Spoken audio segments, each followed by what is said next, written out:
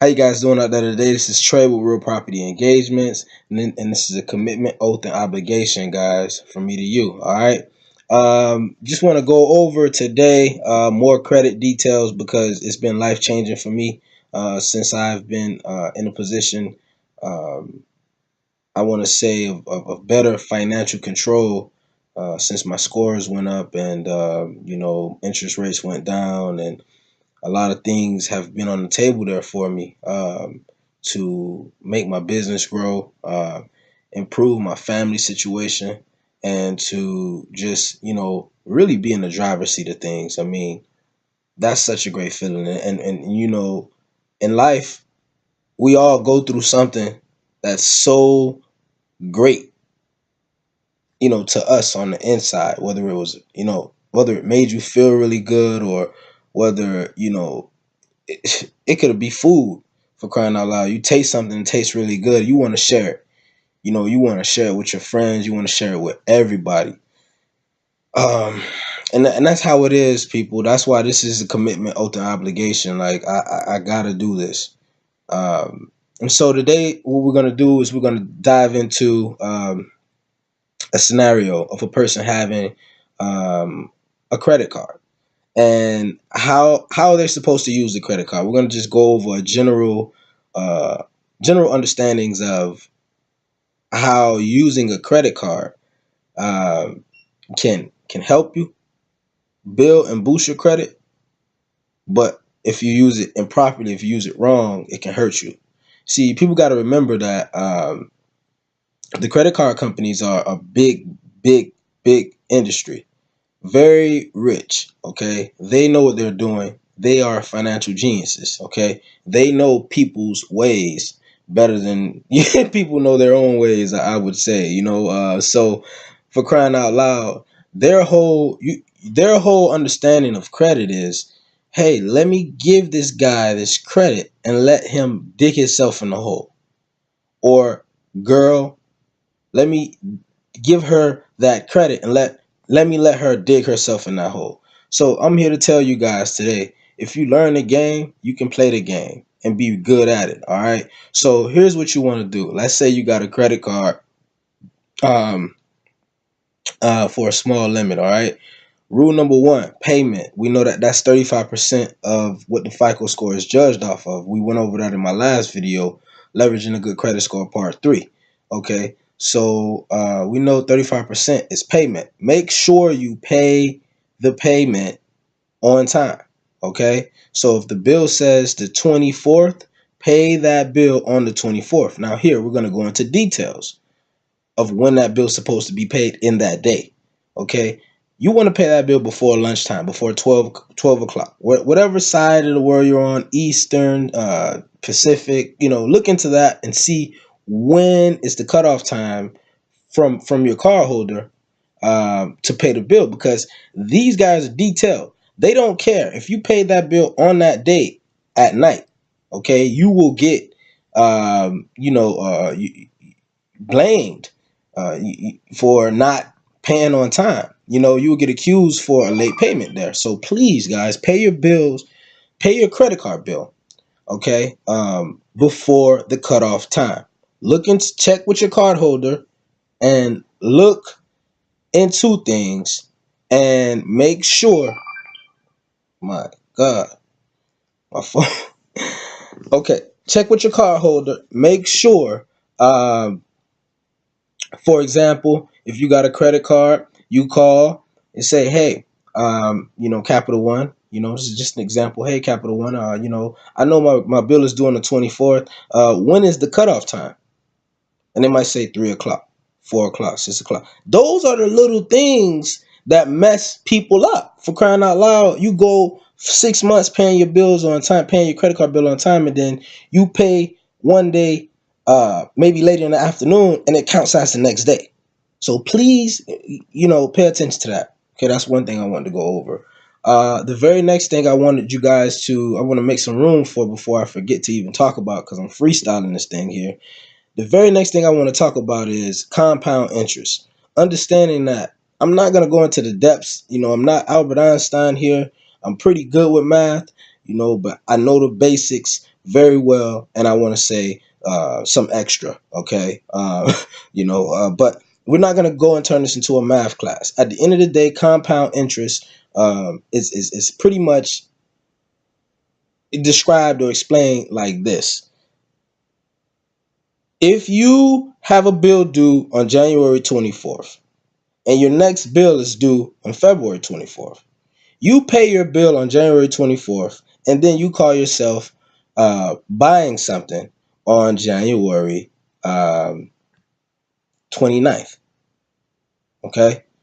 I need for you guys to understand that according to compound interest, according to your APR, according to whatever interest rate, you get the card at, the numbers you got the card for, and you guys know it. If you don't, please know.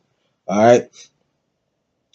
If you buy something for $10 on the 29th of January and your bill is due on the 24th, you're paying interest on that $10 right away as soon as you swipe the card. And before your bill is made up, there's interest on that.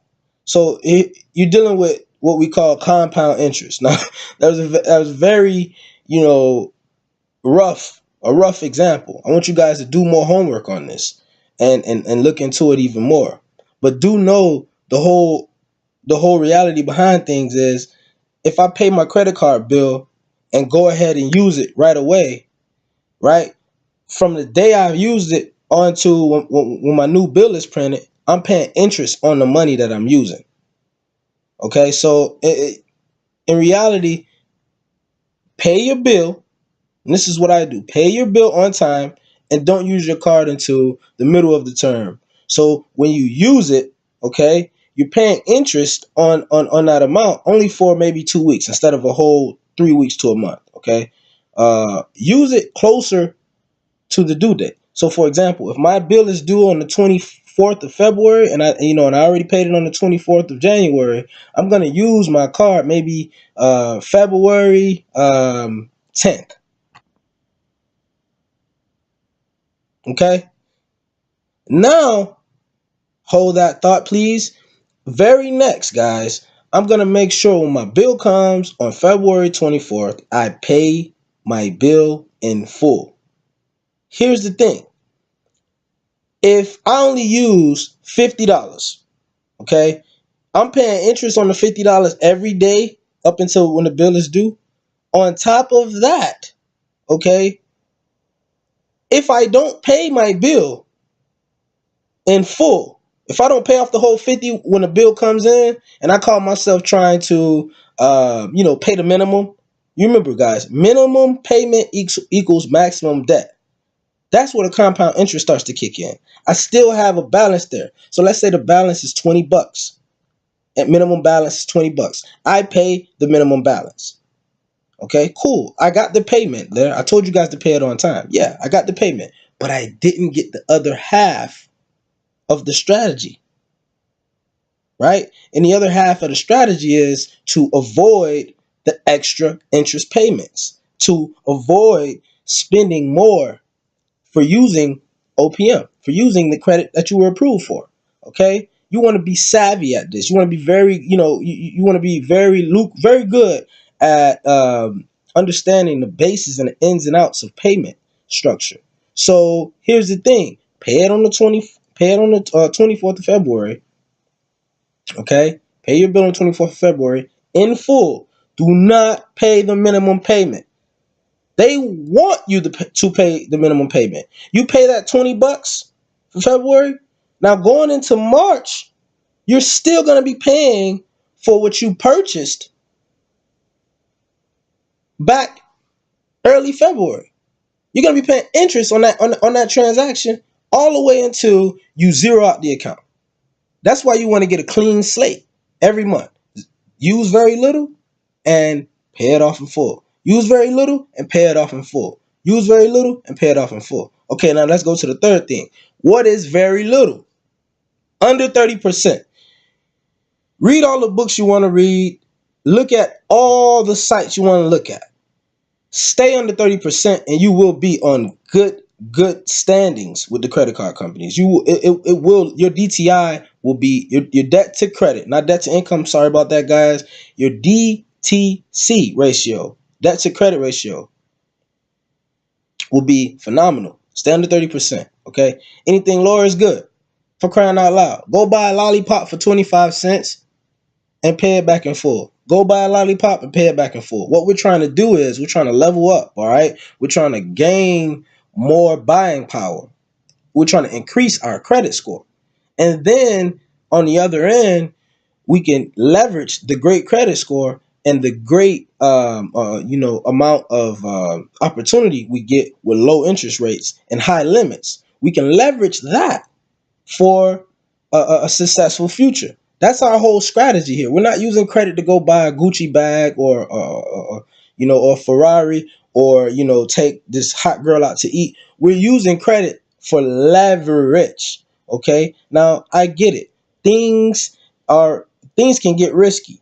Okay, but this is why we are diving into the details of maintaining a great credit score, and also um, just finances in general. Okay, this is why we're diving into the details, because we're planning, people. We're planning. So you got to choose what you want to do once you get that leverage there. I'm a real estate investor. I That's my vehicle. I would much rather take my credit score and set up that real estate empire, and bring in passive income. I like passive income. Passive income pays my credit card bills. Passive income opens up doors for more opportunity. So I got a way to turn it into cash, but I just need the helping hand of a great credit score and high limits and low interest rates. Okay, because you can make a lot of money, with a lot of leverage on good terms. All right, just think about this for a second. If I gave you guys $1 million and I told you guys to um, you know pay me back $5 a month. $5 a month. That's all you had to pay me back. Now you can choose to pay the minimum. If you pay the minimum, I'm going to carry over a balance on the next month, and it's going to be extra interest on there. Okay. If you don't pay the minimum, right, it's going to help towards, of course, you not paying extra on the interest, right? But having that million, you could go do so much with the million, right? Now, if you take the million, here's the thing, nothing's free. If you take the million, right, and you go and you blow it on Lord knows what, then yeah, that's some poor financial decisions, and that's not the route you want to go down. Okay? That's not the route you want to go down. Most people go down that route. That's not the route you want to go down. That's the route the credit card companies are big off of. If you do that with credit, you go and you misspend it. You are the reason why credit card companies are so successful right now. Okay, you got to become in control of your financial situation. Please visit my site, guys, realpropertyengagements.com. Click on the right top tab, the good news, and get in the door. Get in the door on understanding credit. Watch the videos, guys.